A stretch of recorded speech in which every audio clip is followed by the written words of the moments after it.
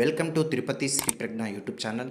ఈరోజు వీడియోలో మనం 6వ తరగతి తెలుగుకు సంబంధించి టాప్ 50 బిట్స్ అనేది ఇప్పుడు మనం చర్చించుకుంటాం. ఈ వీడియోని మీ మిత్రులందరికీ కూడా షేర్ చేయండి. ఇంకా మన ఛానల్ని సబ్స్క్రైబ్ చేసుకునే వాళ్ళు ఇప్పుడే సబ్స్క్రైబ్ చేసుకోండి. టెట్ మరియు డిఎస్సికి సంబంధించి న్యూ బ్యాచ్ అనేది మనకు ఈరోజే స్టార్ట్ అయింది. ఈ యొక్క న్యూ బ్యాచ్కి సంబంధించి తక్కువ సమయం ఉన్నా కూడా ఈ తక్కువ సమయంలో కూడా రాష్ట్రంలో ఎవరు చేయలేని విధంగా సిలబస్ మొత్తం కంప్లీట్ చేయడం జరుగుతుంది. దానితో పాటు ముఖ్యంగా ఏ రోజు జరిగిన సిలబస్పై ఆ మరుసటి రోజు 50 మార్కులు డైలీ టెస్ట్ నిర్వహించి ఆ పరీక్షని ఎంతమంది రాసినా కూడా వాళ్ళందరి ముందు మీ మార్కులు ర్యాంకులు ప్రకటన చేస్తూ మిమ్మల్ని మోటివేట్ చేస్తున్న రాష్ట్రంలోని ఏకైక సంస్థ తిరుపతి శ్రీ ప్రజ్ఞ. ఈ యొక్క బ్యాచ్కి సంబంధించి ఆఫ్లైన్ కోచింగ్కి రాలేని వారు, తిరుపతికి రాలేని వాళ్ళు, వాళ్ళందరి కోసం వాళ్ళందరినీ దృష్టిలో పెట్టుకొని తిరుపతి శ్రీ ప్రజ్ఞ యాప్ని కూడా డిజైన్ చేయడం జరిగింది. ఆఫ్లైన్లో ఉండే క్లాసులు అన్నీ కూడా ఆన్లైన్లో ఉన్నాయి. ఇక్కడికి రాలేని వారు తిరుపతి శ్రీ ప్రజ్ఞ యాప్ని ఇప్పుడే ప్లేస్టోర్ నుంచి డౌన్లోడ్ చేసుకొని ఆ ఆన్లైన్ కోచింగ్లో మీరు జాయిన్ కావచ్చు. ఇంకా టెట్ మరియు డిఎస్సికి సంబంధించి అప్డేటెడ్ మెటీరియల్ మన ఇన్స్టిట్యూట్లో ఇప్పుడే అవైలబుల్లో ఉంది. దీనికి సంబంధించి మీరు కూడా ఈ యొక్క టెట్ మరియు డిఎస్సికి సంబంధించిన అప్డేటెడ్ మెటీరియల్ని మీరు పొందాలనుకుంటే ఇప్పుడే మన ఇన్స్టిట్యూట్ నెంబర్కి కాల్ చేయండి. Phone number 9912377296. ఇప్పుడు అప్డేట్ అయిన సిలబస్కి అనుగుణంగా రివిజన్ టెస్టులు రాష్ట్రంలోని ఇది ఎవరు చేయలేరు. రివిజన్ టెస్ట్ అనేది మొత్తం 16 టెస్టులుగా డివైడ్ చేసి దానిని మనం ఆఫ్లైన్లో మరియు ఆన్లైన్లో కూడా కండక్ట్ చేయడం జరుగుతుంది. ఈ రివిజన్ టెస్టులు అనేది దీనికి సంబంధించిన సమాచారం తెలుసుకోవడానికి కూడా మన నెంబర్కి ఇప్పుడే కాల్ చేసేయండి. ఇంకా మన ఛానల్ని సబ్స్క్రైబ్ చేసుకునే వాళ్ళు ఇప్పుడే సబ్స్క్రైబ్ చేసుకోండి. ఈ వీడియోని మీ మిత్రులందరికీ కూడా షేర్ చేయండి. ఇంకా ఈ వీడియోని మొదలు పెడదాం. ఈరోజు మనం మొదటి ప్రశ్న చూద్దాం. ఈ క్రింది వాటిలో సరికాని దాన్ని గుర్తించండి. ఆప్షన్స్: ఆప్షన్ 1 పలితుడు ఎలుక, ఆప్షన్ 2 చిత్రగ్రీవుడు గుడ్లగూబ, ఆప్షన్ 3 రోమశుడు పిల్లి, ఆప్షన్ 4 2 మరియు 3. దీనికి సరైన సమాధానం చూసినట్లయితే ఆప్షన్ 2 చిత్రగ్రీవుడు గుడ్లగూబ. ఎందుకంటే ఈ పాత్రలు కలిగిన పాఠ్యభాగంలో గుడ్లగూబ పేరు చంద్రకుడు, కానీ ఇక్కడ గుడ్లగూబ పేరు చిత్రగ్రీవుడు ఇవ్వడం జరిగింది. ఇది సరికాని జత. మనకు ఇచ్చిన క్వశ్చన్లో కూడా అదే గుర్తించమన్నాడు, సరికాని దాన్ని గుర్తించమన్నాడు. ఇక్కడ చిత్రగ్రీవుడు గుడ్లగూబ అన్నది సరికాని సమాధానం. ఇప్పుడు మనం రెండవ ప్రశ్న చూద్దాం. రోమశుడు ఫలితుడు పాత్రలు కలిగిన పాఠ్యభాగం ఏది? రోమశుడు ఫలితుడు పాత్రలు కలిగిన పాఠ్యభాగం ఏది?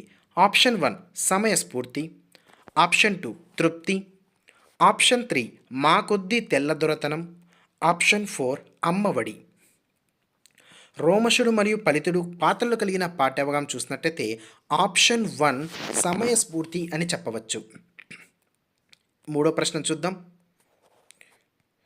ఎలుకలు తమ కలుగులోని కేడుకి ఇడ్చెన్ అనున్నది.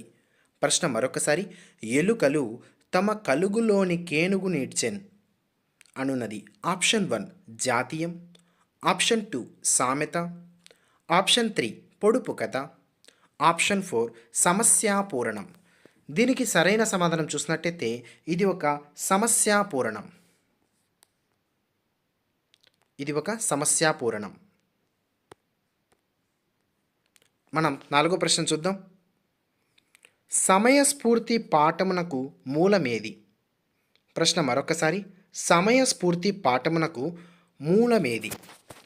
ఆప్షన్ 1 మిత్రలాభం, ఆప్షన్ 2 విగ్రహం, ఆప్షన్ 3 సంధి, ఆప్షన్ 4 మిత్రభేదం. ఈ యొక్క సమయస్ఫూర్తి పాఠమునకు మూలం విగ్రహం అని చెప్పవచ్చు. ఐదో ప్రశ్న చూద్దాం. పంచతంత్రాన్ని నీతి చంద్రిక పేరుతో అనువదించినది ఎవరు? పంచతంత్రాన్ని నీతి చంద్రిక పేరుతో అనువదించినది ఎవరు? ఆప్షన్ 1 కందుకూరి వీరేశలింగం, ఆప్షన్ 2 నారాయణ పండితుడు, ఆప్షన్ 3 చిన్నయసూరి, ఆప్షన్ 4 సత్యం శంకరమంచి. దీనికి సరైన సమాధానం చూసినట్లయితే చిన్నయసూరి పంచతంత్రాన్ని నీతి చంద్రిక పేరుతో అనువదించారు. ఆరో ప్రశ్న చూద్దాం. కందుకూరికి సంబంధించి సరికానిది ఏది? ప్రశ్న మరొకసారి. కందుకూరికి సంబంధించి సరికానిది ఏది? ఆప్షన్ 1 రాజశేఖర చరిత్రము, సత్యరాజ పూర్వదేశీ యాత్రలు, ఆంధ్ర కవుల చరిత్ర వీరి రచనలు. ఆప్షన్ 2 నవయుగ వైతాళికుడిగా పేరు పొందారు? ఆప్షన్ 3 శ్రీకాకుళం జిల్లాలో జన్మించారు. ఆప్షన్ 4 గద్దె తిక్కన ఈయన బిరుదు. ఇందులో మనం చూసినట్టయితే సరికాని దానిని గుర్తించమన్నాడు. కందుకూరి వీరేశలింగానికి సంబంధించి సరికాని సమాధానం ఈయన శ్రీకాకుళం జిల్లాలో జన్మించారన్నది సరికాదు. అయితే కందుకూరి వీరేశలింగం మనం చూసినట్టయితే రాజమండ్రిలో జన్మించారు.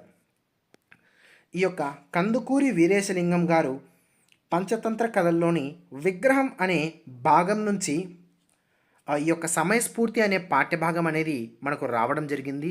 ఆ యొక్క సమయస్ఫూర్తి పాఠ్యభాగానికి సంబంధించిన మన కర్త చూసినట్టయితే కందుకూరి వీరేశలింగం అని మనం చెప్పవచ్చు. ఈ యొక్క కందుకూరి వీరేశలింగం గారు రాజశేఖర చరిత్రం, సత్యరాజ పూర్వదేశీ యాత్రలు, హాస్య సంజీవని, సతిహిత బోధిని, ఆంధ్ర కవుల చరిత్ర మొదలైనవి ఈయన గారు రచించారు. అయితే మనం ఇక్కడ చూసినట్టయితే ఈ యొక్క సమయస్ఫూర్తి అనే పాఠ్యభాగంలోనే మనం ఇదివరకు చెప్పుకున్న క్వశ్చన్స్లో మనం చూసినట్టయితే రోమశుడు కావచ్చు, ఫలితుడు కావచ్చు, చంద్రకుడు కావచ్చు, ఈ పాత్రలన్నీ కూడా ఇటువంటి సమయస్ఫూర్తి అనే పాఠ్యభాగం నుంచి వచ్చింది. అయితే ఈ యొక్క విగ్రహం అన్నది ఎక్కడి నుంచి తీసుకోబడింది అంటే మనం చూసినట్టయితే పంచతంత్ర కథలను విష్ణు శర్మ సంస్కృతంలో రచించింటే ఆ యొక్క సంస్కృతం నుంచి పరవస్తు చెన్నై సూరి గారు తెలుగులోకి అనువదించారు. ఆ అనువాదంలోనే మన కందుకూరి వీరేశలింగం గారు కూడా విగ్రహం అనే భాగాన్ని అనువదించాడు. ఇటువంటి విగ్రహం అనే భాగం నుంచే మనం చూసినట్టయితే సమయస్ఫూర్తి అనే యొక్క పాఠ్యభాగాన్ని మనం తీసుకోవడం జరిగింది. తర్వాత ప్రశ్న చూద్దాం.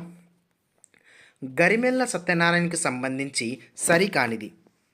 ప్రశ్న మరొకసారి, గరిమెళ్ళ సత్యనారాయణకు సంబంధించి సరికానిది. ఆప్షన్ చూద్దాం. మా కొద్దీ నల్ల దొరతనం అనే గేయకర్త. ఆప్షన్ 2 1921లో స్వరాజ్య గీతములు రచించారు. ఆప్షన్ 3 1926లో హరిజనుల పాటలు రచించారు. ఆప్షన్ 4 1 మరియు 3. ప్రశ్న చూసినట్లయితే గరిమెళ్ళ సత్యనారాయణకు సంబంధించి సరికాని దాని గురించి అడిగాడు. దీనికి సరైన సమాధానం చూసినట్టయితే ఆప్షన్ 4 సరైన సమాధానం. ఎందుకంటే ఇక్కడ మనం చూసినట్టయితే మా కొద్ది తెల్ల దొరతనం అన్నది రచించింది గరిమెళ్ళ సత్యనారాయణ గారు. అయితే మా కొద్ది నల్ల దొరతనం అనే సంబంధించి రచనని చేసినట్టయితే మనం కుసుమ ధర్మణ అనే రచయిత ఈ యొక్క మా కొద్ది నల్ల దొరతనం అనే యొక్క భాగాన్ని రచించడం జరిగింది. మా కొద్ది నల్ల దొరతనం అన్నది కుసుమ ధర్మణ రచించారు. మా కొద్ది తెల్ల దొరతనం అన్నది గరిమెళ్ళ సత్యనారాయణ గారు రచించారు. అయితే ఇయర్ మనం ఇక్కడ చూద్దాం. 1926లో హరిజనుల పాటలు రచించారు అని చెప్పి మనం ఇక్కడ ఇచ్చుకోవడం జరిగింది. కరెక్టే, హరిజనుల పాటలు అయితే ఈయన రచించాడు. కానీ ఇక్కడ మన క్వశ్చన్లో ఇయర్ అన్నది తప్పు ఇవ్వడం జరిగింది.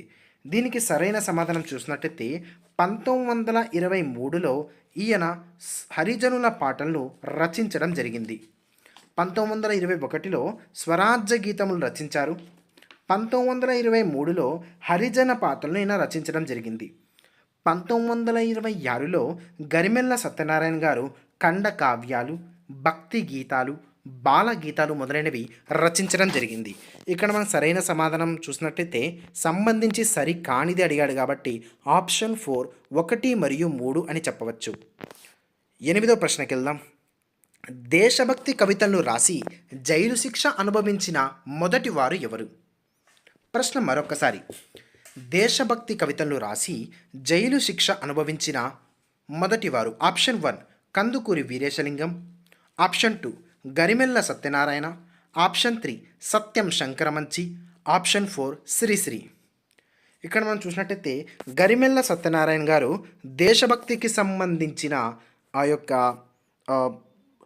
కవితలు రాసి జైలు శిక్షను అనుభవించడం జరిగింది. ప్రశ్న చూద్దాం. ఏమి మహిమంబు గలదో నీ నామం నందు బాపు అని పేరు వేణులబడిన ఎంత అన్నది. ఏమి మహిమంబు గలదో నీ నామం నందు బాపు అని పేరు వేణులబడిన ఎంత అన్నది. ఆప్షన్ 1 గరిమెళ్ళ సత్యనారాయణ. ఆప్షన్ 2 నాలం కృష్ణారావు. ఆప్షన్ 3 సత్యం శంకరమంచి. ఆప్షన్ 4 కందుకూరి వీరేశలింగం. దీనికి సరైన సమాధానం ఆప్షన్ 2 నాలం కృష్ణారావు గారు ఈ యొక్క మాటలు అన్నారు. 10వ ప్రశ్న చూద్దాం. తన గేయాలతో సామాన్య ప్రజల్లో సైతం స్వాతంత్ర ఉద్యమ ఉత్తేజాన్ని చైతన్యాన్ని కలిగించిన జాతీయ కవి. ప్రశ్న మరొకసారి. తన గేయాలతో సామాన్య ప్రజల్లో సైతం స్వాతంత్ర ఉద్యమ ఉత్తేజాన్ని చైతన్యాన్ని కలిగించిన జాతీయ కవి. ఆప్షన్ 1 గరిమెల్ల సత్యనారాయణ, ఆప్షన్ 2 సత్యం శంకరమంచి, ఆప్షన్ 3 నాలం కృష్ణారావు, ఆప్షన్ 4 కందుకూరి వీరేశలింగం. దీనికి సరైన సమాధానం ఆప్షన్ 1 గరిమెల్ల సత్యనారాయణ గారు అని చెప్పవచ్చు. 11వ ప్రశ్న చూద్దాం. 12 దేశాలు పండుచున్నా గాని పట్టెడన్నమే లోపమండి, ఉప్పు ముట్టుకుంటే దోషమండి, గేయ పాదాలు గలిగిన పాఠం. ప్రశ్న మరొకసారి. 12 దేశాలు పండుచున్నా గాని పట్టెడన్నమే లోపమండి, ఉప్పు ముట్టుకుంటే దోషమండి, గేయ పాదాలు గల పాఠం. ఆప్షన్ 1 మా కొద్దీ నల్లదొరతనం, ఆప్షన్ 2 తృప్తి, ఆప్షన్ 3 సమయస్ఫూర్తి, ఆప్షన్ 4 మా కొద్దీ తెల్లదొరతనం. దీనికి సరైన సమాధానం చూసినట్టయితే ఆప్షన్ 4 మా కొద్దీ తెల్లదొరతనం అని చెప్పవచ్చు. ఇక్కడ మనం మరొకసారి కవి పరిచయాన్ని చూసుకున్నట్టయితే మా కొద్దీ తెల్లదొరతనం. ఒక్కసారి మనం కవి పరిచయాన్ని మళ్ళీ చూసుకుందాం. మా కొద్దీ తెల్లదొరతనం అన్నది మనం చూసినట్టయితే గరిమెల్ల సత్యనారాయణ గారు రచించడం జరిగింది. ఇది ఒక గేయం అని చెప్పవచ్చు. ఈ పాఠ్యం యొక్క ఉద్దేశం చూసినట్టయితే ఆంగ్లేయుల పాలనలో భారతీయులు ఎన్నో కష్టాలను అనుభవించారు, స్వేచ్ఛను స్వాతంత్రాన్ని కోల్పోయారు. స్వాతంత్రం కోసం ఆనాటి ప్రజలు ఆంగ్లేయుల పాలనకు వ్యతిరేకంగా చేసిన ఉద్యమమే ఈ యొక్క గేయంలోది అని చెప్పవచ్చు. ఈ యొక్క గేయానికి సంబంధించిన రచయిత ఎవరంటే గరిమెల్ల సత్యనారాయణ. మెయిన్ ఇంపార్టెంట్ ఇతనికి సంబంధించి చూసినట్టయితే దేశభక్తి కవితలు రాసి జైలు శిక్ష సైతం అనుభవించిన వారిలో మొదటి వారు గరిమెల్ల. 12వ ప్రశ్న చూద్దాం. పూర్ణయ్య పాత్ర కలిగిన పాఠం ఏది? ఆప్షన్ 1 అమ్మఒడి, ఆప్షన్ 2 తృప్తి, ఆప్షన్ 3 మా కొద్దీ తెల్లదొరతనం, ఆప్షన్ 4 సమయస్ఫూర్తి. ప్రశ్న మరొకసారి. పూర్ణయ్య పాత్ర కలిగిన పాఠము ఏది? ఆప్షన్ 1 అమ్మఒడి, ఆప్షన్ 2 తృప్తి, ఆప్షన్ 3 మా కొద్దీ తెల్లదొరతనం, ఆప్షన్ 4 సమయస్ఫూర్తి. దీనికి సరైన సమాధానం ఆప్షన్ 2 తృప్తి అని చెప్పవచ్చు. 13వ ప్రశ్న చూద్దాం. సత్యం శంకరమంచి ఈ రచనకు 1979లో రాష్ట్ర సాహిత్య అకాడమీ అవార్డు లభించింది. ప్రశ్న మరొకసారి. సత్యం శంకరమంచి ఈ రచనకు 1979లో రాష్ట్ర సాహిత్య అకాడమీ అవార్డు లభించింది. ఆప్షన్స్ చూద్దాం. కార్తీక దీపాలు, ఆప్షన్ 2 అమరావతి కథలు, ఆప్షన్ 3 ఎడారిలో కలువపూలు, ఆప్షన్ 4 సీత స్వగతాలు. దీనికి సరైన సమాధానం చూద్దాం. దీనికి చూసినట్టయితే సరైన సమాధానం ఆప్షన్ 2 అమరావతి కథలు అని చెప్పొచ్చు. 14వ ప్రశ్న చూద్దాం. సాటి మనుషుల తృప్తి సంతోషం కోసం పనిచేయడంలోనే నిజమైన సంతోషం తృప్తి ఉన్నాయన్న ఉద్దేశం కలిగిన పాఠాన్ని రచించినది ఎవరు? ప్రశ్న మరొకసారి. సాటి మనుషుల తృప్తి సంతోషం కోసం పనిచేయడంలోనే నిజమైన సంతోషం తృప్తి ఉన్నాయనే ఉద్దేశం కలిగిన పాఠాన్ని రచించింది ఎవరు? ఆప్షన్ 1 బివి నరసింహంరావు, ఆప్షన్ 2 సత్యం శంకరమంచి, ఆప్షన్ 3 కందుకూరి వీరేశలింగం, ఆప్షన్ 4 గరిమెల్ల సత్యనారాయణ. దీనికి సరైన సమాధానం చూసినట్టయితే ఆప్షన్ 2 సత్యం శంకరమంచి. ఇక్కడ మనం 15వ ప్రశ్న ఇప్పుడు మనం ఒకసారి గమనిద్దాం. సత్యం శంకరమంచి హరహర మహాదేవ అనునది. ప్రశ్న మరొకసారి. సత్యం శంకరమంచి హరహర మహాదేవ అన్నది. ఆప్షన్ 1 కథానిక, ఆప్షన్ 2 నవల, ఆప్షన్ 3 నాటకం, ఆప్షన్ 4 గేయం. దీనికి సంబంధించి సరైన సమాధానం చూసినట్టయితే హర హర మహాదేవ అన్నది నాటకం అని చెప్పవచ్చు.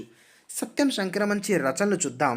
కథా సంపుటాలు ఏవి అని అడిగితే అమరావతి కథలు, కార్తీక దీపాలు అన్నవి మాత్రమే చూసినట్టయితే కథా సంపుటాలు. లేదా అలా కాకుండా సత్యం శంకరమంచికి సంబంధించిన నవలలు ఏవి అంటే సీత స్వగతాలు, ఆఖరి ప్రేమలేఖ, రేపటి దారి, ఎడారిలో కలువపూలు అని చెప్పవచ్చు. అలా కాకుండా సత్యం శంకరమంచి రచించిన ఆ యొక్క నాటకం ఏది అంటే హర హర మహాదేవ అని చెప్పవచ్చు. 16వ ప్రశ్న చూద్దాం. బాడుగ వెంకట నరసింహారావుకు సంబంధించి సరైనవి. ప్రశ్న మరొకసారి.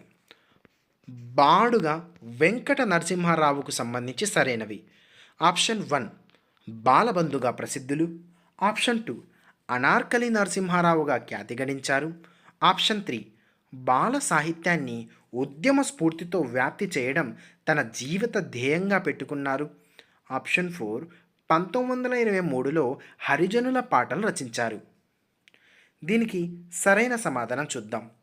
దీనికి మనం సరైన సమాధానం చూసినట్టయితే ఆప్షన్ 2 1, 2, 3 కూడా సరైనవే.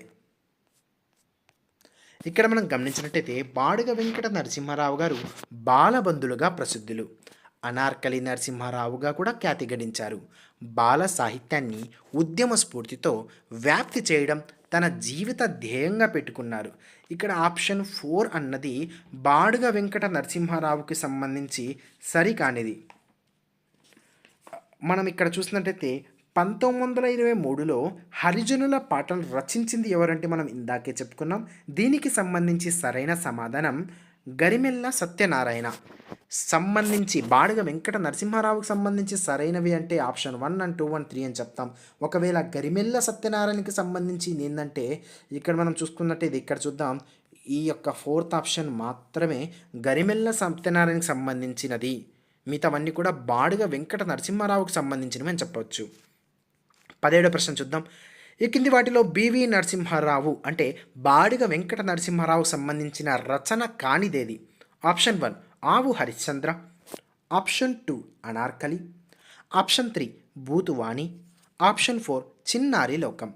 ఈ కింది వాటిలో బివి నరసింహారావుకు సంబంధించిన రచన కానిది అని అడిగారు. దీనికి మనం చూసినట్టయితే సరైన సమాధానం ఆప్షన్ 2 అనార్కలి అనే చెప్పవచ్చు. మనం దీనికి సంబంధించిన ఒకసారి ఎక్స్ప్లెనేషన్ చూద్దాం. అనార్కలి బివి నరసింహారావుకు సంబంధించిన రచన కాదు. అయితే అనార్కలి గురించి ఒకసారి చూద్దాం. మనం వింజమూరి నరసింహారావు గారు చూసినట్టయితే వింజమూరి లక్ష్మీ నరసింహారావు గారు అనార్కలి అనే ఒక నాటకం రాస్తాడు.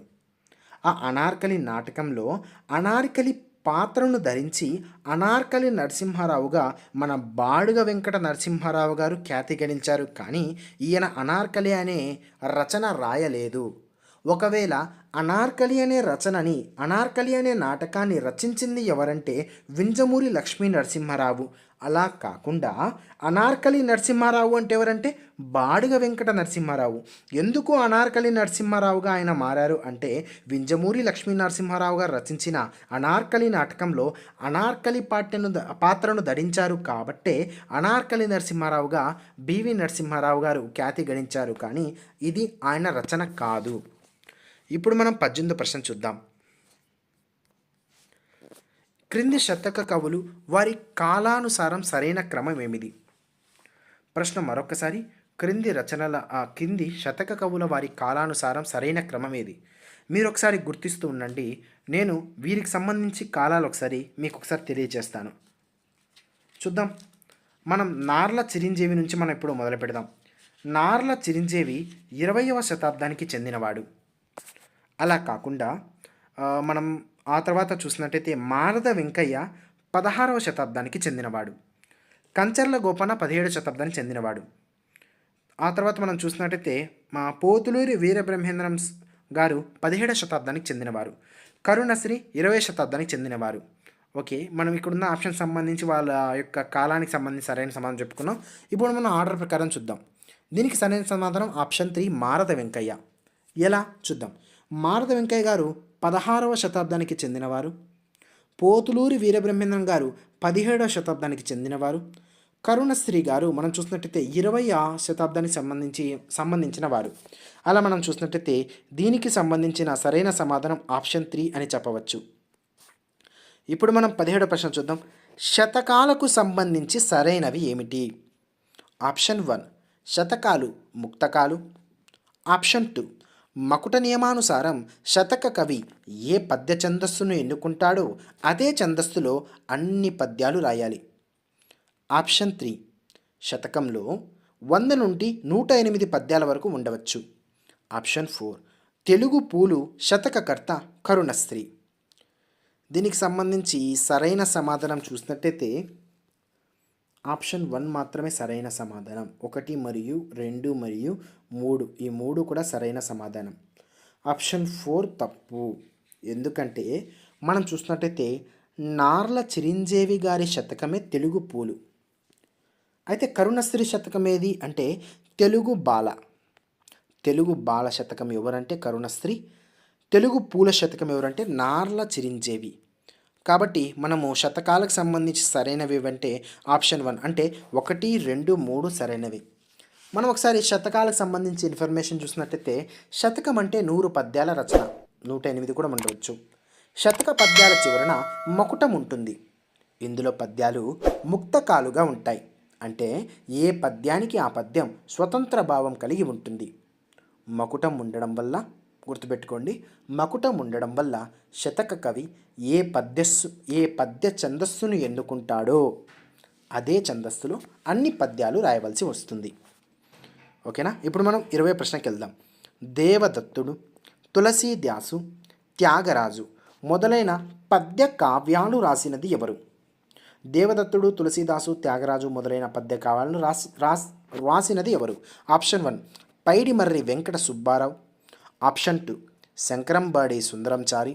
ఆప్షన్ 3 తెన్నేటి విశ్వనాథం. ఆప్షన్ 4 పింగళి వెంకయ్య. దీనికి సంబంధించి సరైన సమాధానం మనం చూద్దాం. దేవదత్తుడు కావచ్చు, తులసీదాసు కావచ్చు, ఆ తర్వాత త్యాగరాజు కావచ్చు మొదలైన పద్య కావ్యాలు రచించింది పైడిమర్రి వెంకట సుబ్బారావు. మనకు ఒకవేళ ప్రశ్న ఈ విధంగా కూడా అడుగుతాడు, పైడిమర్రి వెంకట సుబ్బారావు రచించిన పద్య కావ్యాల్లో ఈ క్రింది వాణిలో లేనిదేది అని అడగడం జరుగుతుంది. ఉన్నవేదో తెలుసుకుంటే లేనివేదో ఈజీగా పెట్టవచ్చు. దీనికి సరైన సమాధానం ఆప్షన్ 1 పైడిమర్రి వెంకట సుబ్బారావు. అసలు పైడిమర్రి వెంకట సుబ్బారావు గురించి మనం అలా బ్రీఫ్గా చూసినట్టయితే ఈ యొక్క పైడిమర్రి వెంకట సుబ్బారావు గారు మనకు చూసినట్టయితే 1962లో వైజాగ్లో ట్రెజరీ ఆఫీసర్గా ఆయన జాయిన్ అవుతారు. అదే టైంలో 1962లో చూసినట్టయితే ఇండియా పాకిస్తాన్ యుద్ధం జరుగుతూ ఉంటుంది. ఆ ఇండియా పాకిస్తాన్ యుద్ధం జరిగేటప్పుడు ఇందులో ఒక భావం కలుగుతుంది. ప్రాథమిక దశ నుండే దేశభక్తి కలిగించాలి పిల్లలలో అని చెప్పి ఒక భాగం కలుగుతుంది. ఇందులో భాగంగా ఆయన తెన్నేటి విశ్వనాథం దగ్గరికి వెళ్ళి ఆయన సహాయం తీసుకున్నాడు. ఆయన సహాయం తీసుకున్న తర్వాత వాళ్ళిద్దరు కలిసి 1964లో బెంగళూరులో కావచ్చు న్యాయ నిపుణుడు మహమ్మద్ కరీం చాగ్లా వారి యొక్క అధ్యక్షతన ఆ యొక్క ప్రతిజ్ఞ అనే దాన్ని రచించి దానిని కేంద్ర విద్యా సలహా మండలి యొక్క సమావేశంలో దానిని ఇవ్వడం జరిగింది. అయితే ఈ ప్రతిజ్ఞ ఎప్పటి నుంచి ఇంప్లిమెంటేషన్లో రావడం జరిగిందంటే 1965 జనవరి 26 ఈ డేట్ మనం గుర్తుపెట్టుకోవాలి. అయితే మనం ఇక్కడ చూసినట్టయితే ఈయన పద్య కావ్యాలు ఇవి బాగా గుర్తుపెట్టుకోవాలి. దేవదత్తుడు, తులసీదాసు, త్యాగరాజు అన్నవి పద్య కావ్యాలు. అలా కాకుండా ఈయన కొన్ని నాటకాలు కూడా రచించాడు. ఓకేనా. పద్య కావ్యాలు అంటే ఈ 3 గుర్తుపెట్టుకోవాలి. అదేవిధంగా నాటకాలు అంటే గృహస్థ జీవితం, శ్రీమతి, శ్రీధర్మం, తార. గృహస్థ జీవితం, శ్రీమతి, శ్రీధర్మం, తార. ఓకేనా. పైడిమర్రి వెంకట సుబ్బారావు సంబంధించి ఇన్ఫర్మేషన్ ఇది. ఆ తర్వాత మనం చూసినట్టయితే 21వ ప్రశ్న చూద్దాం. అపవాదు, పేద కవి, నా స్వామి, కావేటి నగరరాజ నీరాజనం రచించింది ఎవరు? Option 1 Sankarambadi Sundarachari. Option 2 Paidimarri Venkata Subbarao. Option 3 Pingali Venkayya. Option 4 Tenneti Viswanatham. దీనికి సంబంధించి సరైన సమాధానం శంకరంబాడి సుందరంచారి గారు. ఈయనకు సంబంధించి మనం చూసినట్టయితే ఇంకా రచనలు ఉన్నాయి. ఏవేవి? బుద్ధగీత రచించింది ఎవరంటే ఈయనే. ఇంకా మెయిన్ ఇక్కడ ఒక శతకం కూడా రచించాడు. శ్రీనివాస శతకం ఎవరు రచించారంటే శంకరంబాడి సుందరాచారి గారు శ్రీనివాస శతకాన్ని రచించాడు. ఇంకా కావేటి నగరరాజ నీరాజనం, అపవాదు, పేద కవి, నా స్వామి, నేటి కవిత్వం, బలిదానం, బుద్ధగీత, సుందర భాగవతం, సుందర రామాయణం ఇవన్నీ కూడా శంకరంబాడి సుందరాచారి గారు రచించడం జరిగింది. ఇప్పుడు మనం 22వ ప్రశ్నకి వెళ్దాం. చిలకూరి దేవపుత్ర రచనలో కథా ప్రక్రియకు చెందనిది ఏది? చిలకూరి దేవపుత్ర రచనలో కథా ప్రక్రియకు చెందనిది ఏది? ఆప్షన్ 1 ఏకాకి నౌక చెప్పుడు. ఆప్షన్ 2 చివరి మనుషులు. ఆప్షన్ 3 అద్దంలో చందమామ. ఆప్షన్ 4 బంది. దీనికి సరైన సమాధానం చూసినట్టయితే చిలకూరి దేవపుత్ర రచనలో కథా ప్రక్రియకు చెందనిది ఏది అని అడిగారు కాబట్టి సరైన సమాధానం ఆప్షన్ 3 అద్దంలో చందమామ. అద్దంలో చందమామ ఏది అని అడగడం జరుగుతుంది. అద్దంలో చందమామ అంటే ఇదొక నవల. అద్దంలో చందమామ. దానితో పాటు అద్దంలో చందమామతో పాటు పంచమం, ఈ రెండు కూడా నవలలు. మనం సాధారణంగా చూసినట్టయితే మిగతా ఉన్నాయి. ఏకాకి నౌక చెప్పుడు కావచ్చు, చివరి మనుషులు కావచ్చు, బందీ కావచ్చు, వంకర టింకర కావచ్చు, 6 గ్లాసులు కావచ్చు, ఇవన్నీ కూడా కథా సంపుటాలు. ఇవన్నీ కూడా మనం చూసినట్టయితే చిలకూరి దేవపుత్ర గారు రచించినవే. 23వ ప్రశ్న చూద్దాం. వంకర టింకర అనే కథా సంపుటి రచయిత. ఇప్పుడు మనం చర్చించుకుందాం. వంకర టింకర అనే కథా సంపుటి యొక్క రచయిత. Option 1 Satyam Sankaramanchi, option 2 Chilukuri Devaputra, option 3 B V Narasimha Rao, option 4 Kandukuri Veeresalingam. దీనికి సరైన సమాధానం ఈజీగా చెప్పేస్తారు. ఇప్పుడు మనం డిస్కస్ చేసాం కాబట్టి దీనికి సరైన సమాధానం చూసినట్టయితే చిలకూరి దేవపుత్ర గారు వంకర టింకర అనే కథా సంపుటిని రచించడం జరిగింది. ఈయన సంబంధించిన కథా సంపుటాలు మరొకసారి 6 గ్లాసులు, వంకర టింకర, బందీ, చివరి మనుషులు, ఏకాకి నౌక చెప్పుడు అనేవి కథా సంపుటాలు. అలా కాకుండా నవలలు ఏవి అని అడుగుతారు. అద్దంలో చందమామతో పాటు పంచమం అన్నవి వీరి యొక్క నవలలు అని చెప్పవచ్చు. ఓకేనా. తర్వాత ప్రశ్నకి వెళ్దాం. 24వ ప్రశ్న. దేవపుత్ర పురస్కారాలకు సంబంధించి సరైనవి ఏవి? ప్రశ్న మరొకసారి. దేవపుత్ర పురస్కారాలకు సంబంధించి సరైనవి. ఆప్షన్ 1 2001లో చాసో స్ఫూర్తి సాహితీ పురస్కారం. ఆప్షన్ 2 2000లో పొట్టి శ్రీరాములు తెలుగు విశ్వవిద్యాలయం ధర్మనిధి పురస్కారం. ఆప్షన్ 3 1996లో పంచమం నవలకు ఆట తృతీయ బహుమతి. ఆప్షన్ 4 పైవన్నీ సరైనవే. దీనికి సరైన సమాధానం చూసినట్టయితే ఇవన్నీ కూడా సరైనవే. ఓకేనా. మనం చూసినట్టయితే పంచమం అనేది ఏది ఇప్పుడే మనం చర్చించుకుందాం. పంచమంతో పాటు అద్దంలో చందమామ అన్నవి రెండు కూడా నవలలే. ఓకేనా. ఈ యొక్క పంచమం అనే యొక్క నవలలకు చూసినట్టయితే ఆటా పురస్కారం. ఆటా అంటే అడగడం జరుగుతుంది. ఆటా అంటే అమెరికన్ తెలుగు అసోసియేషన్, ఇక్కడ నుంచి తృతీయ బహుమతి రావడం జరిగింది. ఆ తర్వాత 2000 సంవత్సరంలో చూసినట్టయితే పొట్టి శ్రీరాములు గారి తెలుగు విశ్వవిద్యాలయం వారి ధర్మనిధి పురస్కారం. 2001లో చాసో స్ఫూర్తి సాహితీ పురస్కారం. దానితో పాటు ఆంధ్రప్రదేశ్ గుర్రం జాషువా పురస్కారం కూడా లభించింది. మొత్తం 4 వచ్చాయి చూడండి. 1996లో చూసినట్టయితే పంచమం నవలకు ఆటా వారి నవలలో తృతీయ బహుమతి. 2000 సంవత్సరంలో చూసినట్టయితే పొట్టి శ్రీరాములు తెలుగు విశ్వవిద్యాలయం ధర్మనిధి పురస్కారం. ఆప్షన్ 1 చూసినట్టయితే చాసో స్ఫూర్తి సాహితీ పురస్కారం. ఇప్పుడు మనం 25వ ప్రశ్నకి వెళ్దాం. మమకారం పాఠమునకు మూలం. ప్రశ్న మరొకసారి.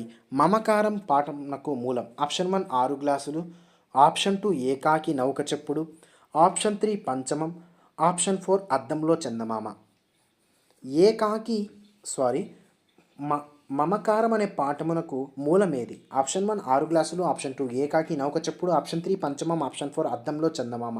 దీనికి సంబంధించి సరైన సమాధానం 6 గ్లాసులు అన్నది మమకారం పాఠమునకు మూలం. ఈ యొక్క 6 గ్లాసులు అన్నది చూసినట్టయితే కథా సంపుటాలు అని చెప్పవచ్చు. ఇక్కడ వచ్చినవన్నీ కూడా పైనవి 2 కూడా కథా సంపుటాలు, కిందివి 2 కూడా నవలలు అని చెప్పవచ్చు. ఈ పంచమం అనే దానికి 1996లో థర్డ్ ప్రైజ్. దేంట్లో? ఆటవారి నవలా పోటీలో థర్డ్ ప్రైజ్ రావడం జరిగింది. ఈ నవల అనేది బాగా గుర్తుపెట్టుకోండి. థర్డ్ ప్రైజ్ రావడం జరిగింది ఆటలో. తర్వాత మనం 26వ ప్రశ్న చూద్దాం.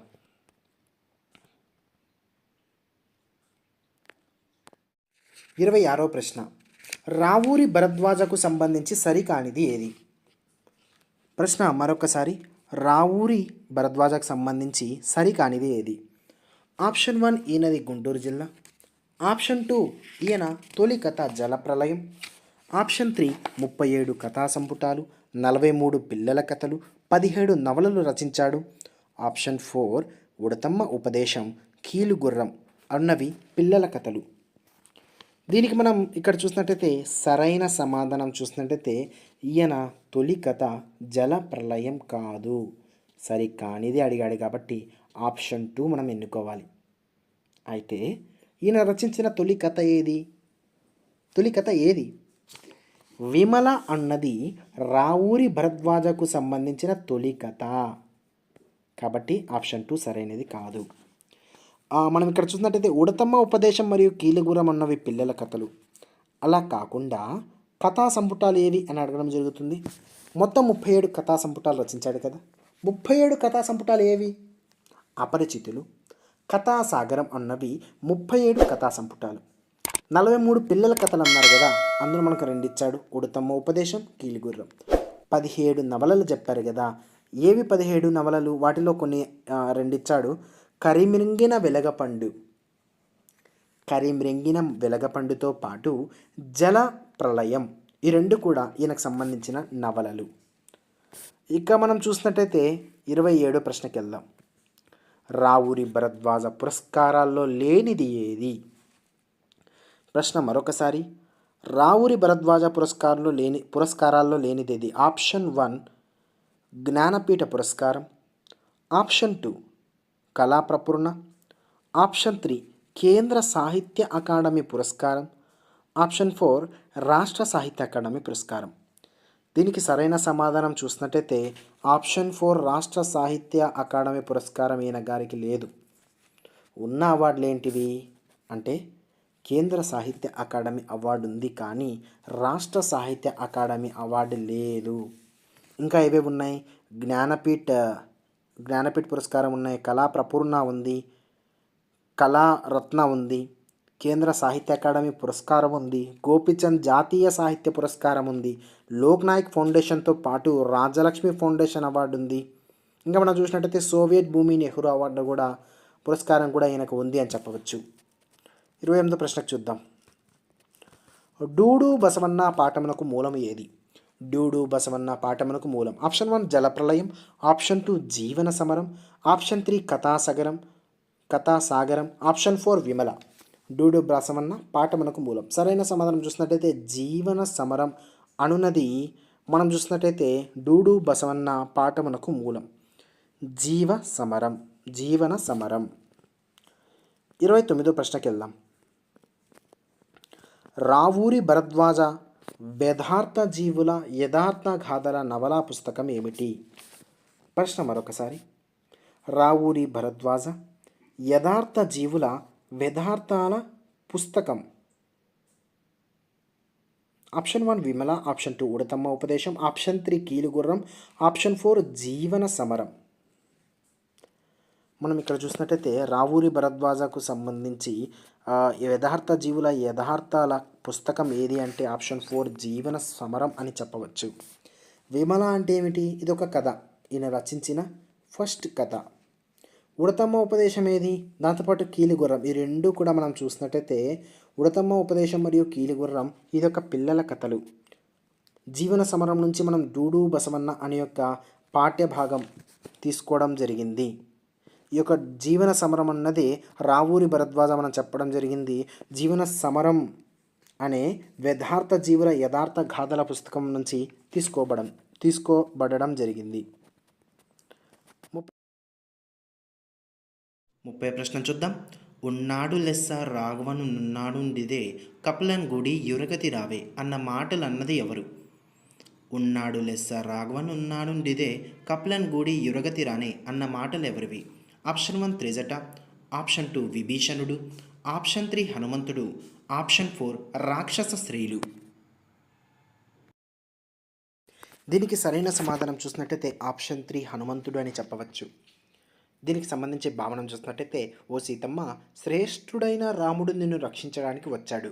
ఇప్పుడే వానరులతో కలిసి తగిన మార్గంలో వస్తాడు, నిన్ను తీసుకొని వెళ్తాడు, ఇది నిజం అన్న మాటలు హనుమంతుడు సీతమ్మ గారితో పలకడం జరిగింది. మనం 31వ ప్రశ్న చూద్దాం. అనుచు ధనుజాంకాంతాలంతా అంత నెడన్బాసి నిదురబోయిరంతా. ప్రశ్న మరొకసారి, అనుచు తనుజాకాంతాలంతా అంత నెడన్బాసి నిదురపోయిరంతా. ఈ పద్యపాదాల్లో ధనుజాకాంతులు ఎవరు? ఆప్షన్ 1 దేవతా స్త్రీలు, ఆప్షన్ 2 మానవ స్త్రీలు, ఆప్షన్ 3 రాక్షస స్త్రీలు, ఆప్షన్ 4 గాంధర్వ కన్యలు. సరైన సమాధానం చూసినట్టయితే దీనికి సరైన సమాధానం ఆప్షన్ 3 రాక్షస స్త్రీలు ఈ యొక్క మాటలను చెప్పారు. ఇక్కడ మనం చూసినట్టయితే దీనికి యొక్క మీనింగ్ మనం ఒక్కసారి చూసినట్టయితే ఏమంటే వాళ్ళు ఫస్ట్ ఆఫ్ ఆల్, అమ్మ భయపడవద్దు, మనసులో ఆనందాన్ని నింపుకొని సుఖంగా ఉండు అని చెప్పి త్రిజట మన సీతాదేవితో చెప్పింది. ఆ మాట చెప్పిన తరువాత రాక్షస స్త్రీలు ఆమెకు దూరంగా జరిగి నిద్రపోయారు అన్న ఆ యొక్క అర్థంలో ఈ యొక్క వాక్యం అనేది రావడం జరుగుతుంది. ఈ యొక్క పద్య పాదం రావడం జరుగుతుంది. అణుచు తనుజాకాంతలంతా అంత నెడమాసి నిద్రపోయినంత అన్న యొక్క మీనింగ్ రావడం జరుగుతుంది. 32వ ప్రశ్న చూద్దాం. తనకు దిక్కులేమిన్ దలపోసి దుఃఖించినది ఎవరు? ప్రశ్న మరొకసారి. తనకు దిక్కులేమిన్ తలబోసి దుఃఖించినది ఎవరు? ఆప్షన్ 1 హనుమంతుడు, ఆప్షన్ 2 సీత, ఆప్షన్ 3 ఉర్మిళాది, ఆప్షన్ 4 త్రిజట. ప్రశ్న మరొకసారి. తనకు దిక్కులు ఎవరు అని చెప్పి దుఃఖించినది ఎవరు? సరైన సమాధానం ఆప్షన్ 2 సీత. ఇక్కడ మనం చూసినట్టయితే సీత ఎందుకు దుఃఖించింది అంటే మనకు రావణాసురుడు సీతని తీసుకొని సింశుప వృక్షం కింద ఉంచి ఆమెకు కాపలాగా రాక్షస స్త్రీలను పెట్టడం జరిగింది. రాక్షస స్త్రీలుతో రావణాసుడు ఏమని చెప్పాడు అంటే మనం చూసినట్టయితే సీత మనసును తనకు అనుకూలంగా మార్చమని చెప్పి రావణుడు ఆ యొక్క రాక్షస స్త్రీలకు చెప్పడం జరిగింది. రాక్షస స్త్రీలు మనం చూసినట్టయితే సీతాదేవిని ఎన్నో రకాలుగా నచ్చచెప్పే ప్రయత్నం చేశారు, చంపుతామని బెదిరించారు. ఆ మాట విన్న వెంటనే త్రిజట అప్పటి వరకు నిద్రపోయింది, అప్పుడే నిద్ర లేచింది. తను నిద్ర లేచిన తర్వాత ఆ యొక్క రాక్షస స్త్రీలకు చెబుతుంది, రాముడు పవిత్రమైన మనసు కలవాడు, సీత పవిత్రమైన స్వభావం కలేది, అన్ని శుభాన్ని కలిగించే దృశ్యాలు నా కల్లో కనిపించాయి. నా మాటలు వేదాల వలె యథార్థాలు. కాబట్టి సీతాదేవితో మీరు కఠినంగా మాట్లాడొద్దండి, దూరంగా ఉండండి అని చెప్పి ఆమె సీతాదేవి దగ్గరకు కూడా వెళ్ళి మమ్మల్ని దయతో కాపాడు, మమ్మల్ని కోపగించుకోవద్దు అని చెప్పి వారు రాక్షస స్త్రీలంతా దూరంగా జరిగి నిద్రపోయారు. అప్పుడు వరకు ఆమె దగ్గర రాక్షస స్త్రీలు ఉన్నారు కదా మన సీతమ్మదేవి దగ్గర, అప్పటి వరకు దగ్గర వాళ్ళున్న వారు కూడా దూరం జరిగి నిద్రపోయారు. అలా నిద్రించినప్పుడు సీతాదేవి గారు తన మనసులో ఏమనుకున్నారు, ఇప్పటి వరకు ఉన్నారు కదా, ఇప్పుడు తాను ఏమనుకునిందంటే తనకు సమీపంలో రక్షించే వారు ఎవరూ లేరు అన్న బాధతో ఆమె దుఃఖించింది అనే దానికి సంబంధించి అర్థంతో ఇది రావడం జరుగుతుంది. తనకు దిక్కులేమి తలపోసి దుఃఖింపగా అనే యొక్క పద్య పాదాలు రావడం జరుగుతుంది. దీనికి సరైన సమాధానం ఆప్షన్ 2 సీత అని చెప్పవచ్చు. 33వ ప్రశ్న చూద్దాం. మొల్ల రామాయణంలో పద్య గద్యాల సంఖ్య ఆప్షన్ 1 971, ఆప్షన్ 2 872, ఆప్షన్ 3 871, ఆప్షన్ 4 24,000. సరైన సమాధానం మొల్ల రామాయణంలో మొత్తం 871 గద్య పద్యాలు ఉన్నాయి. మొల్ల రామాయణం సంబంధించి ఈమెకు సంబంధించి ఇంట్రెస్టింగ్ ఏంటంటే తెలుగు సాహితీవనంలో పద్యాలనే మల్లెల పరిమళాలను వెదజల్లి చిరకీర్తిని మూట కొట్టుకున్న కవయిత్రి ఎవరంటే ఆత్కూరి మల్ల అని చెప్పవచ్చు. 34వ ప్రశ్న చూద్దాం. త్రిజట స్వప్నం పాఠం మొల్ల రామాయణంలోని ఏ కాండ నుంచి తీసుకోబడింది? Option 1 Aranyakanda, option 2 Kishkindhakanda, option 3 Yuddhakanda, option 4 Sundarakanda. దీనికి సరైన సమాధానం చూసినట్టయితే ఆప్షన్ 4 సుందరకాండ అని పిలవడం జరుగుతుంది. 35వ ప్రశ్న చూద్దాం. యాగంటి ఉమామహేశ్వరాలయ ప్రత్యేకత. ప్రశ్న మరొకసారి. యాగంటి ఉమామహేశ్వరాలయ ప్రత్యేకత ఏమిటి? ఆప్షన్ 1 నంది విగ్రహం రోజు రోజుకు పెరుగుతుంది. ఆప్షన్ 4 వీరబ్రహ్మానందం గారు ఈ గుహల్లోనే కాలజ్ఞానం చేశారు. ఆప్షన్ 3 చూసినట్టయితే పార్వతీ పరమేశ్వరుల విగ్రహ రూపంలో ఉండడం వారిద్దరూ కూడా. ఆప్షన్ 4 ఆలయం వెలుపల అగస్త్య పుష్కరిణి కొలనులో ఉండడం అనే కొలను ఉండడం. ఇక్కడ ఒకసారి చూడండి, ఆలయం వెలుపల అగస్త్య పుష్కరిణి అనే కొలను ఉండడం. దీనికి సరైన సమాధానం మనం చూసినట్టయితే ఒకసారి మనం దీన్ని చూద్దాం. ఉమామహేశ్వరాలయకు సంబంధించి నంది విగ్రహం రోజు రోజుకు పెరుగుతూ ఉంటుంది, ఇది కరెక్టే. వీరబ్రహ్మేంద్రం గారు మనం చూసినట్టయితే ఇక్కడ గుహలు ఉన్నాయి, సహజ సిద్ధంగా ఏర్పడి 3 గుహలు ఉన్నాయి. గుర్తుపెట్టుకోండి, 3 గుహలు ఉన్నాయి. ఈ గుహల్లోనే కాలజ్ఞానం రాశాడు, ఇది సరైనదే. పార్వతీ పరమేశ్వరులు వాళ్ళని వచ్చి మామూలుగా ఎక్కడైనా చూస్తే శివాలయాల్లో శివుడు లింగ రూపంలో ఉంటాడు, కానీ ఇక్కడ చూసినట్టయితే పార్వతీ పరమేశ్వరులు విగ్రహ రూపంలో దర్శనమిస్తారు, ఇది కరెక్టే. ఆలయం వెలుపల అగత్య పుష్కరిణి అనే పేరు గల కొలను ఉంది, ఇది కరెక్టే. కానీ ప్రత్యేకత అడిగాడు, ఇది మీరు గుర్తుపెట్టుకోవాలి. ప్రత్యేకత అనేది ఏమిటంటే ఇక్కడ మనం గమనించినట్టయితే ఇక్కడ ఉండే నంది ఇది మెయిన్ గుర్తుపెట్టుకోవాలి. ఇక్కడ మనకు అడిగింది ప్రత్యేకత. ప్రత్యేకత ఏమిటంటే ఇక్కడ ఉన్న నంది రోజు రోజుకు పెరగడం జరుగుతుంది. ఇది ఈ ఆలయానికి సంబంధించి ప్రత్యేకత గుర్తుపెట్టుకోవాలి. అంటే మనకు ఇది కూడా డౌట్ వస్తుంది, కానీ మనకు టెక్స్ట్ బుక్లో ఇక్కడ ముఖ్యమైన విశేషం ఏంటంటే నంది విగ్రహం రోజు రోజుకు పెరుగుతుంది కాబట్టి అని చెప్పాడు, కాబట్టి అది మనం బాగా గుర్తుపెట్టుకోవాలి. 36వ ప్రశ్నకి వెళ్దాం. మాధవ్ వర్మ అను పాఠ్య గల పాఠ్యభాగం ఏమిటి? ప్రశ్న మరొకసారి. మాధవ్ వర్మ అను పాత్ర గల పాఠ్యభాగం. ఆప్షన్ 1 మేలుకొలుపు, ఆప్షన్ 2 ధర్మ నిర్ణయం, ఆప్షన్ 3 ఎంత మంచి వారమ, ఆప్షన్ 4 త్రిజట స్వప్నం. సరైన సమాధానం ఇక్కడ మనం చూసినట్టయితే 36వ ప్రశ్నకి ఆప్షన్ 2 ధర్మ నిర్ణయం అని చెప్పవచ్చు.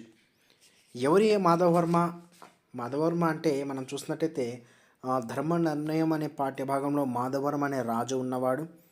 ఆ మాధవ్ వర్మ అనే రాజు మనం గమనించినట్టయితే తన కొడుక్కి మరణశిక్ష పడినా కూడా ధర్మో రక్షిత, ధర్మాన్ని మనం రక్షిస్తే అది మనల్ని రక్షిస్తుంది అని అన్నదాన్ని నమ్మాడు. ఆ విశేషం ఉన్న పాఠ్యభాగం ధర్మ నిర్ణయం. మాధవ్ వర్మ ఈ యొక్క ధర్మ నిర్ణయం అనే పాఠ్యభాగంలో రావడం జరుగుతుంది. 37వ ప్రశ్న చూద్దాం. ఆంధ్ర ప్రశస్తి గ్రంథ కవి. మరొకసారి, ఆంధ్ర ప్రశస్తి గ్రంథ కవి. Option 1 Kusumadharmana, option 2 Rabindranath Tagore, option 3 Viswanatha Satyanarayana, option 4 Vennelakanti Raghavayya. సరైన సమాధానం చూసినట్టయితే ఆంధ్ర ప్రశస్తిని రచించింది విశ్వనాథ సత్యనారాయణ. ఆంధ్ర ప్రశస్తితో పాటు శ్రీ కనకదుర్గ ఆలయ స్థల మహత్యం అనేది కూడా రాయడం జరిగింది. ధర్మ నిర్ణయం అన్నది మనం చూసినట్టయితే శ్రీ కనకదుర్గ ఆలయ స్థల మహత్యం నుంచి తీసుకోబడడం జరిగింది. 38వ ప్రశ్న చూద్దాం. బిడ్డల శిక్షణ అనే పుస్తక రచయిత. Option 1 Gudipati Venkatachalam, option 2 Rabindranath Tagore, option 3 Viswanatha Satyanarayana, option 4 Ravuri Bharadwaja. దీనికి సరైన సమాధానం చూసినట్టయితే గుడిపాటి వెంకటాచలం గారు బిడ్డల శిక్షణ అనే పుస్తకాన్ని రచించారు. ఆప్షన్ 9 మా కొద్దీ నల్లదొరతనం గేయ రచయిత. Option 1 Garimella Satyanarayana, option 2 Vemulapalli Srikrishna, option 3 Viswanatha Satyanarayana, option 4 Kusuma Dharmanna. మా కొద్దీ నల్లదొరతనం అనే గేయాన్ని రచించింది ఎవరు అని చెప్పి అడగడం జరిగింది. మా కొద్దీ నల్లదొరతనం. ఇక్కడ అందరూ కూడా గరిమెల్ల సత్యనారాయణ అనుకుంటారు, కానీ మా కొద్దీ నల్లదొరతనం గరిమెల్ల సత్యనారాయణ కాదు. సరైన సమాధానం కుసుమధర్మన మా కొద్దీ నల్లదొరతనం అనే గేయాన్ని రచించడం జరిగింది. మా కొద్దీ తెల్లదొరతనం అంటే గరిమెల్ల సత్యనారాయణ, మా కొద్దీ నల్లదొరతనం అంటే కుసుమధర్మన. బాగా గుర్తుపెట్టుకోవాలి. ఇక మనం క్వశ్చన్ నెంబర్ 40కి వెళ్దాం.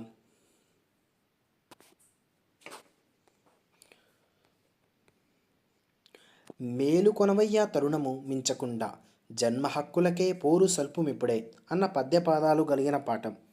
ఆప్షన్ మేలుకొనవయ్య తరుణము మించకుండా జన్మ హక్కులకే పోరు సల్పుమిప్పుడే అన్న పద్యపాదాలు కలిగిన పాఠం. ఆప్షన్ 1 త్రిజట స్వప్నం, ఆప్షన్ 2 డూడు బసవన్న, ఆప్షన్ 3 మా కొద్దీ తెల్లదొరతనం, ఆప్షన్ 4 మేలుకొలుపు. సరైన సమాధానం ఆప్షన్ 4 మేలుకొలుపు. మేలుకొనవయ్య తరుణం మించకుండా జన్మ హక్కులకే పోరు సల్పునిప్పుడే అనేది మేలుకొలుపులో రావడం జరిగింది. అయితే క్వశ్చన్ అలా కాకుండా మేలుకొనవయ్య తరుణం మించకుండా జన్మ హక్కులకే పోరు సెల్పునిప్పుడే అనే ఈ యొక్క పద్య పాదాలు కలిగిన దానిని రచించినది ఎవరు అంటే కుసుమధర్మన అని పిలవడం జరుగుతుంది. ఈ యొక్క పాఠ్యభాగం అనేది మేలుకొలుపు అని చెప్తారు. మేలుకొలుపు అనే పాఠ్యభాగం ఎక్కడి నుంచి తీసుకోబడిందంటే హరిజన శతకం అను అనుబంధం నుంచి దీన్ని తీసుకోవడం జరిగింది. ఇక్కడ మా కొద్దీ తెల్లదొరతనం ఇప్పుడే మనం చెప్పుకున్నాం. మా కొద్దీ తెల్లదొరతనం అంటే గరిమెల్ల సత్యనారాయణ అని గుర్తుపెట్టుకోవాలి. 41వ ప్రశ్న చూద్దాం.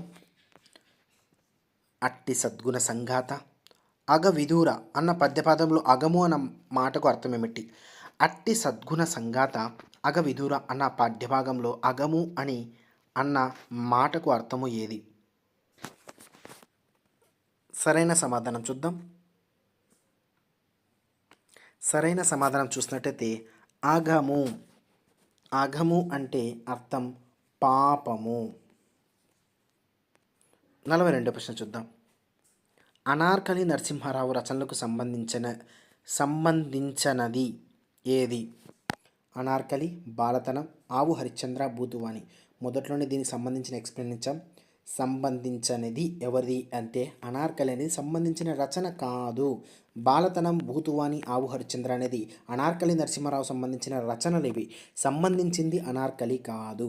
అయితే అనార్కలి నరసింహారావు అని ఎందుకంటావు అంటే బింజమూరి లక్ష్మీ నరసింహ రచించిన అనార్కలి అనే ఒక నాటకంలో అనార్కలి అనే పాత్రను అనార్కలి నరసింహారావు పాత్రను పోషించాడు కాబట్టి ఈయనకు అనార్కలి నరసింహారావు అని రావడం జరిగింది. కానీ అనార్కలి రచించింది ఈయన కాదు. 43వ ప్రశ్న చూద్దాం. ఎంత మంచి వారమ్మ పాఠానికి మూలం? ఆప్షన్ 1 విమల, ఆప్షన్ 2 యానాదులు, ఆప్షన్ 3 కథాసాగరం, ఆప్షన్ 4 జల ప్రళయం. ఎంత మంచి వారమ్మ అనే పాఠ్యానికి మూలం ఏమిటి? సరైన సమాధానం యానాదులు అనే యొక్క సంబంధించింది ఎంత మంచి వారమ్మ అనే పాఠానికి మూలమని చెప్పవచ్చు.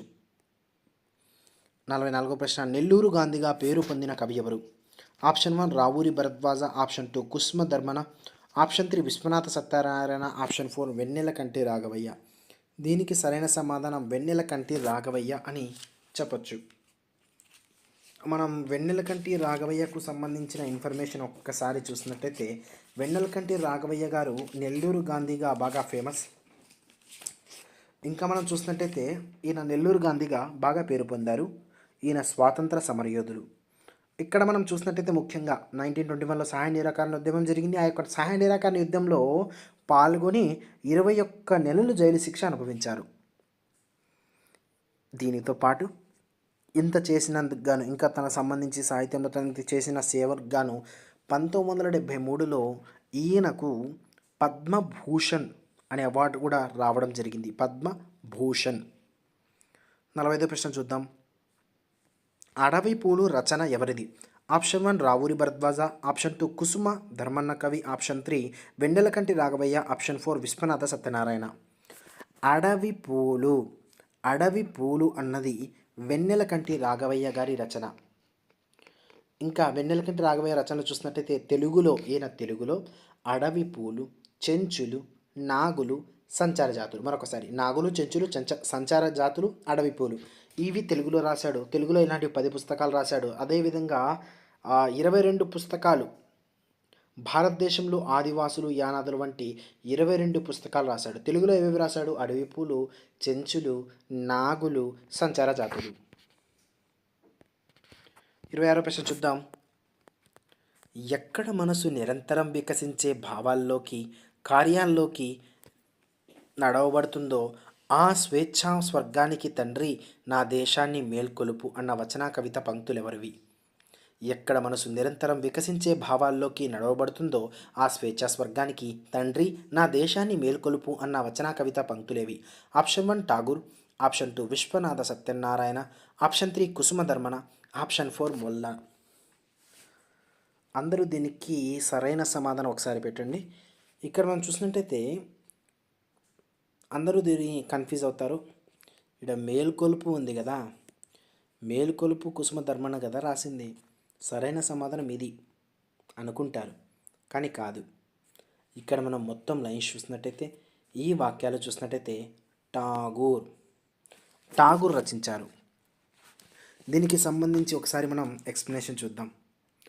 ఇక్కడ మనం చూసినట్టయితే ఎక్కడ మనసు నిరంతరం వికసించే భావాల్లోకి నడవబడుతుందో ఆ స్వేచ్ఛా స్వర్గానికి తండ్రి నా దేశాన్ని మేల్కొలుపు అన్నదాన్ని రచించింది రవీంద్రనాథ్ ఠాగూర్. దీన్ని చలం గారు అనువదించారు. ఈ వాక్యాలకు సంబంధించిన పాఠ్యం ఏదంటే ఎక్కడ మనసు నిర్భయంగా ఉంటుందో అన్న యొక్క పాఠంలో చివరి లైన్ ఇది. ఆ స్వేచ్ఛా స్వర్గానికి తండ్రి నా దేశాన్ని మేల్కొలుపు. మేల్కొలుపు అంటే అందరూ కూడా కుసుమధర్మన పెట్టింటారు, కానీ సరైన సమాధానం ఠాగూర్ అని చెప్పవచ్చు. 47వ ప్రశ్న చూద్దాం. ఈ కింది వాటిలో సత్యం శంకరమంచి రచనలకు సంబంధించి భిన్నమైనది. మరొకసారి సత్యం శంకరమంచి రచనలకు సంబంధించి భిన్నమైనది. ఆప్షన్ 1 సీత స్వగతాలు, ఆప్షన్ 2 కార్తీక దీపాలు, ఆప్షన్ 3 ఎడారిలో కలువపూలు, ఆప్షన్ 4 ఆఖరి ప్రేమలేఖ. కన్ఫ్యూజ్ అవుతారు. ఇది సరైన సమాధానం ప్రశ్న మరొకసారి సరైన సమాధానం చూడండి. కార్తీక దీపం అనేది భిన్నమైనది. ఎలా భిన్నమైనది? కార్తీక దీపం అనేది ఒక కథా సంపుటి. సత్యం శంకరమంచి కార్తీక దీపం మరియు అమరావతి కథలు అన్నవి కథా సంపుటాలు రచించాడు. ఇవి ఏమిటి అంటే ఇవన్నీ కూడా నవలలు. సీత స్వగతాలు, రేపటి దారి, ఆఖరి ప్రేమలేఖ, ఎడారిలో కలువపూలు ఇవన్నీ కూడా నవలలు. నాటకం ఏది? హర హర మహాదేవ అన్నది నాటకం. కార్తీక దీపాలతో పాటు అమరావతి కథలు అన్నవి మనకు చూసినట్టయితే కథా సంపుటాలు. ఇచ్చిన 3 ఆప్షన్స్ కూడా నవలలు, కాబట్టి భిన్నమైనది కార్తీక దీపాలు. మరొక ప్రశ్న చూద్దాం. 48వ ప్రశ్న. ఈ కింది వాళ్ళలో గరిమెళ్ళ సత్యనారాయణకు గరిమెళ్ళ సత్యనారాయణకు సంబంధించింది అని చెప్పి పెట్టుకోండి. గరిమెళ్ళ సత్యనారాయణకు సంబంధించినది. ఆప్షన్ 1 హరిజనుల పాటలు, ఆప్షన్ 2 హరిజన శతకం, ఆప్షన్ 3 మాకొద్దీ నల్లదొరతనం, ఆప్షన్ 4 నిమ్నజాతి ముక్త తరింగిణి. ప్రశ్న మరొక్కసారి. ఈ క్రింది వాటిలో గరిమెళ్ళ సత్యనారాయణకు సంబంధించిండేది ఏది సంబంధం? ఆప్షన్ 1 హరిజన పాటలు అన్నది గరిమెళ్ళ సత్యనారాయణకు సంబంధించినది. 1923లో హరిజన పాటలు రచించాడు. అయితే ఈ యొక్క హరిజన శతకం, మాకొద్దీ నల్లదొరతనం, నిమ్నజాతి ముక్తి తరంగని ఇవన్నీ కూడా కుసుమధర్మన గారు రచించారు. ఇక్కడ చూడండి, గరిమెళ్ళ సత్యనారాయణ మాకొద్దీ తెల్లదొరతనం అంటే కుసుమధర్మన మాకొద్దీ నల్లదొరతనం అంటాడు. గరిమెళ్ళ సత్యనారాయణ హరిజన పాటలు అంటే కుసుమధర్మన హరిజన శతకం అంటారు. బాగా గుర్తుపెట్టుకోవాలి. 49వ ప్రశ్న చూద్దాం. విద్యను, పెంపకాన్ని మెలమించవలసిన అవసరాన్ని గుర్తించిన అరుదైన పిల్లల ప్రేమికుడు ఎవడు? ప్రశ్న మరొకసారి. విద్యను, పెంపకాన్ని మెలమించవలసిన అవసరాన్ని గుర్తించిన అరుదైన పిల్లల ప్రేమికుడు ఎవడు? Option 1 Baduga Venkata Narasimharao, option 2 Garimella Satyanarayana, option 3 Gudipati Venkatachalam, option 4 Ravuri Bharadwaja. Option 3 Gudipati Venkatachalam విద్యను, పెంపకాన్ని మెలవంచవలసిన అవసరాన్ని గుర్తించిన అరుదైన పిల్లల ప్రేమికుడు అని చెప్పవచ్చు. ఎవరి గుడిపాటి వెంకటాచలం? ఎక్కడ మనసు నిర్భయంగా ఉంటుందని ఠాగూర్ రాస్తే ఆ ఠాగూర్ రచించిన దాన్ని మనం చూసినట్టయితే తెలుగులోకి అనువదించాడు. అయితే ఇక్కడ మనం చూద్దాం గుడిపాటి వెంకటాచలం గురించి. ఈయన స్త్రీ స్వేచ్ఛ సమానత్వం గురించి పరితపించాడు. బిడ్డల శిక్షణ అనే రచన కూడా ఈయన చేశాడు. ఓకేనా. తర్వాత 50వ ప్రశ్న చూద్దాం. రావణుడు సీతను అశోకవనంలో ఏ చెట్టు కింద ఉంచాడు? అందరూ సరైన సమాధానం చెప్పేస్తారు. చెప్పండి. సరైన సమాధానం శిశుంపా వృక్షం. రావణుడు సీతను అశోకవనంలో శిశుంపా వృక్షం కింద ఉంచడం జరిగింది. ఇది మనకు 6వ తరగతి నూతన టెక్స్ట్ బుక్ తెలుగుకు సంబంధించి టాప్ 50 బిట్స్. ఈ వీడియోని మీ ఫ్రెండ్స్ అందరికీ కూడా షేర్ చేయండి. ఇంకా మన ఛానల్ని సబ్స్క్రైబ్ చేసుకునే వాళ్ళు ఇప్పుడే సబ్స్క్రైబ్ చేసుకోండి. బెల్ ఐకాన్ని ట్యాప్ చేయండి. ఈ వీడియోని ఇంకా మరిన్ని వీడియోలతో మేము ముందుకు వస్తాం. Thank you.